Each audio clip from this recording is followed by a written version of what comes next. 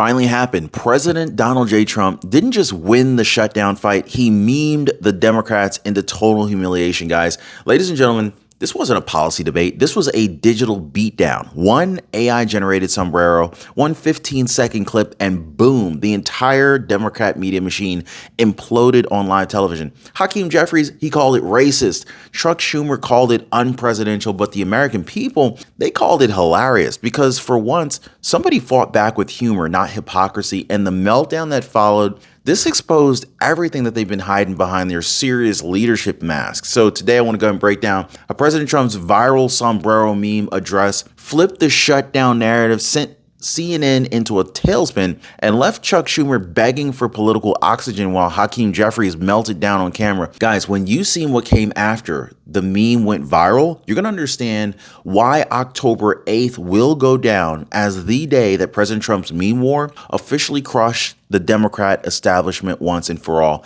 Hit the like button, subscribe. Now, it started like a joke, literally. The government was half shut. The networks were in panic mode, and President Donald J. Trump, he drops a 15-second clip from the Oval Office saying, "Ladies and gentlemen, the sombrero memes will continue." Cue the mariachi horns, cue the meltdown. Within minutes, the internet ignites. Millions of shares, half the country is laughing, half the media is clutching their pearls. But here's what nobody in Washington understood. Trump just changed the battlefield. So while they're obsessed over continuing resolutions and CRs and budget riders and all this other hoopla, he turned the entire shutdown into a meme war. And humor crushed hysteria. Guys, he didn't argue policy. He rewrote the emotional strip. One sombrero, one smirk, and the whole establishment looked small. I mean, how did 15 seconds break every rule of political communication and still win? Yeah, that's the question that the Democrats cannot answer, because the moment that clip hit CNN, the outrage factory, it went into overdrive. Anchors called it juvenile, racist, beneath the presidency. The View ran 3 segments calling it offensive to our democracy, and yet each segment replayed the meme over and over again. Every condemnation became free advertisement. So by noon the next day, hashtag SombreroGate was trending above hashtag government shutdown. The more they screamed, the faster it spread. Now, what they didn't realize, though, was that the mockery, this is oxygen online. I mean, the algorithm feeds on emotion, not approval. So while pundits wagged their fingers, Trump's post racked up hundreds of millions of views, okay? Now, the establishment tried to shame the joke out of existence, but they failed. Instead, they made it immortal. So when the left demanded silence, America just kept laughing. And so when was the last time that your insurance company called to check on you? Not to sell you, but to just say, "Hey, how you doing today? Is everything okay? How are you feeling?" Probably never, right? This is because they don't see you as a friend. They see you as profit. They see you as a number. This is why I partnered with Chapter. Their advisors listen, they ask questions, and they treat you like family. Mark King told us, "It felt like talking to a person. It felt like talking to someone who genuinely cared about me, not their commission." So let me ask, do you want to keep just being a number to your insurer, or are you going to do what most people already are, working with someone who treats you like a friend? Now, most people, they're dialing the phone number right there at the bottom of your screen, or they're visiting askchapter.org/Ron. That phone number is 909-563-8279. So then came the photo. This is an AI image. Hakeem Jeffries, House Democrat leader, wearing a full sombrero and a fake mustache. Drop a funny emoji, drop a laughing emoji down below if you guys have seen this and actually thought it was legitimately funny, right? Instant wildfire. Within minutes, the left called it racist, dangerous, deep fake propaganda. Jeffries went on CNN fuming. Dude was so mad, calling President Trump unhinged, unreasonable, and unfit for office. But the more he scolded, the funnier it got. Clips of his meltdown flooded TikTok. Everyone's making fun of Hakeem Jeffries, spliced next to Trump's grin. People weren't laughing at immigrants or anyone's culture. No, they're laughing at the performative outrage. Every time Hakeem Jeffries tried to sound presidential, the internet responded with maracas and confetti. Guys, this is Temu Obama. This is Walmart Obama going out here, guys. His attempt at dignity only made the meme even stronger. So that's the cruel irony of the digital age. The harder you try to cancel the joke, the louder the laughter gets. So all it does is backfire. Anyway, so while Jeffries was out here melting down, Chuck Schumer, he tried to step in as the adult in the room. Big mistake. This was the worst thing he could have done. Reporters immediately dug up his own March 2025 interview. This is the one where his own party called him an enemy of democracy for conspiring with Trump to reopen the government the last time.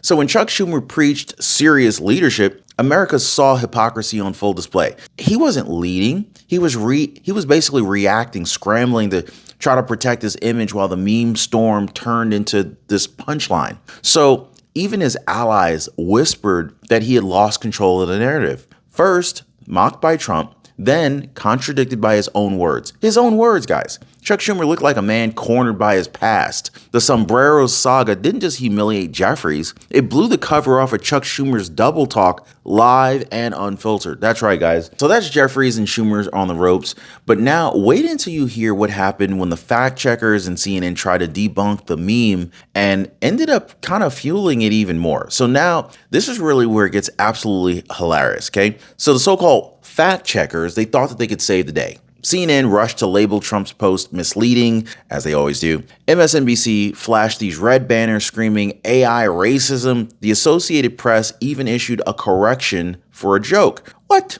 And then what happened? Engagement went nuclear. Every warning label drove the algorithm even higher. That clip, that really should have died in about 12 hours. Oh, it became a global talking point in like 12 minutes. It just went supernova across the world. They thought that they were discrediting Trump, but all they did was amplify him. And here's the kicker. Those little context added tags under the meme, they look like endorsements. They turned every viewer into a rebel clicking because they weren't supposed to. They called it misinformation, and then they handed it even more clicks than the White House press office could dream of. So then came the bigger question. Was it real or was it AI? Well, the left screamed deep fake, demanding new censorship laws, but guess what? Conservatives, they saw the game immediately. This wasn't about technology. This was about control. Elon Musk, guys, even chimed in saying the panic over memes was just the latest excuse to silence free speech. Think about that. They're not mad at the pixels. They're mad that the internet no longer belongs to them, and Elon Musk just called them out for it. So this is why the so-called deepfake crisis became the new battlefield. Because if they can label humor as false, they can label truth as false also. You see what I'm saying? This is where it gets really dangerous. And that's the whole fight right now. This is what this whole fight is really about. Who gets to decide what's real in America? And so today the answer was very clear. The people decided, not the press. All right, so the fact checkers fumbled, the deep fake panic backfired. But wait until you hear what was really going on behind closed doors in Congress while all of this chaos exploded online. So while America laughed, Washington was burning. Behind the memes, the real battle was the money. $1.5 trillion in new Democrat spending demands. President Trump said no. He told them, we'll reopen government when you stop treating taxpayers like an ATM. That is when the cameras caught the moment. Chuck Schumer slamming his folder, Hakeem Jeffries storming out, staffers whispering, he's actually doing it. Trump called their bluff. And for the first time in decades, a Republican president refused to bend under the threat of bad press. He didn't hide behind committees or excuses. He just stood there and said, no, that's it. There's nothing else to say. No. That is why they were furious, guys, because he broke their favorite weapon, fear of the narrative. And when that collapsed, so did their leverage. By day 3, the House had the upper hand. Republican surrogates flooded social media with one phrase, the Schumer shutdown. That label spread faster than any press release ever could. Every influencer, every meme page, every digital patriot, it repeated it until it trended above hashtag government shutdown. The genius wasn't just the words, it was the timing of it. Trump's meme dropped first, the laughter came next, and the blame shifted last. So by the weekend, even independents, they were calling it Schumer's mess. The Democrats had started the fight to look tough, but Trump's humor made them look helpless. That was the moment that their communications war imploded, when a hashtag beat an entire media machine. The meme wasn't a distraction, it was the message. So now the shutdown narrative's flipped. Schumer's spinning and Trump is smiling. But it's now about to get even wilder. Why? Because the MAGA meme army just joined the fight. And so this is when the floodgates open, guys. Once Trump's sombrero meme address hit critical mass,